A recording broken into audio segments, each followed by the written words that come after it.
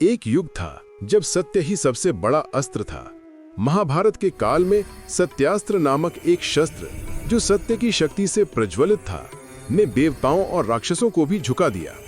कुरुक्षेत्र में जहां धर्म और अधर्म की टक्कर हो रही थी, एक योद्धा उभरा, अर्जुन। उनके हाथों में था सत्यास्त्र, जो केवल सत्य बोलने वाले को ही स्वीकार करता था। ये सत्यास्त्र मेरे गुरु द्रोणाचार्य की देन है। ये केवल सत्य की शक्ति से चलता है। अर्जुन, सत्यास्त्र की शक्ति तुझमें है, पर क्या तू इसका बोझ उठा पाएगा? सत्यास्त्र कोई साधारण हथियार नहीं था।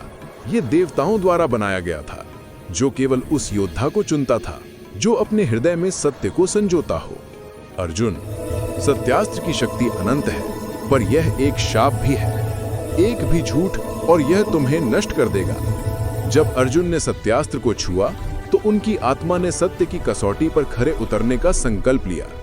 युद्ध में सत्यास्त्र ने अपनी शक्ति दिखाई। एक तीर से उसने शत्रु की सेना को भयभीत कर दिया, पर हर तीर के साथ सत्य की कीमत भी बढ़ती गई। अर्जुन, ये सत्यास्त्र तुझे कमजोर कर रहा है। हर तीर तेरी आत्मा से सत्य मांगता है। रात के सन्नाटे में अर्जुन ने सत्यास्त्र से प्रश्न किया, क्या सत्य हमेशा जीतता है?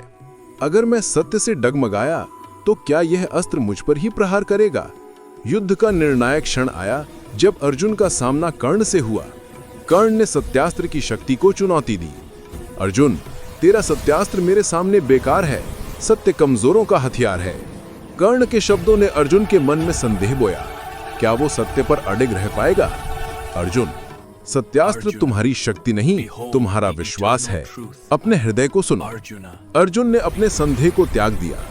सत्यास्त्र ने एक बार फिर सत्य की जीत सुनिश्चित की। कर्ण पराजित हुआ, पर सत्यास्त्र ने केवल उसकी सेना को नहीं, उसके झूठ को भी नष्ट किया। अर्जुन, सत्यास्त्र ने मुझे नहीं, मेरे अहंकार को हराया। सत्यास्त्र केवल सत्य की रक्षा करता है कर्ण, ये किसी का शत्रु नहीं। सत्यास्त्र की शक्ति युद्ध में नहीं, बल्कि हृदय में बसती है। ये हमें सिखाता है कि सत्य ही वो हथियार है जो कभी हार नहीं मानता। आज भी सत्यास्त्र हमारे भीतर है। इसे अपनाओ और दुनिया को बदल दो।